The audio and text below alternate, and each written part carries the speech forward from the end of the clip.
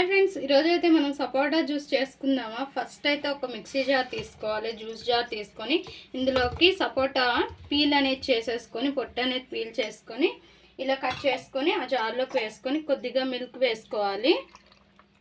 తగినన్ని పాలు వేసుకొని ఐస్ క్యూబ్స్ కొద్దిగా వేసుకోవాలి.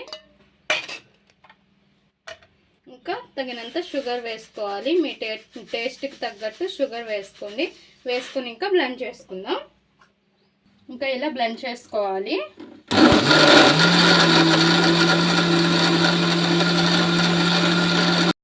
సమ్మర్లో సపోటా సీజన్ కాబట్టి కూల్గా చల్లగా ఇలా సపోటా జ్యూస్ అనేది ప్రిపేర్ చేసుకుంటే చాలా బాగుంటుంది.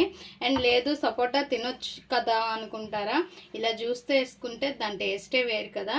అండ్ ఈ వేసవి కాలంలో ఇలా సపోటా జ్యూస్ కానీ లేదు అంటే సపోటా ఐస్ క్రీమ్ కానీ ఇలా చేసుకుంటే సూపర్ ఉంటుంది. ఒక్కసారి ట్రై చేయండి. నేను పైన దేంతో అయినా డెకరేట్ చేసుకుంటే ఎక్సలెంట్గా ఉంటుంది. నచ్చింది కదా, ఒకసారి ట్రై చేయండి. ఎలా ఉందో ట్రై చేసి ఎలా వచ్చిందో మా కామెంట్ బాక్స్లో కామెంట్ చేయండి. Please friends, subscribe.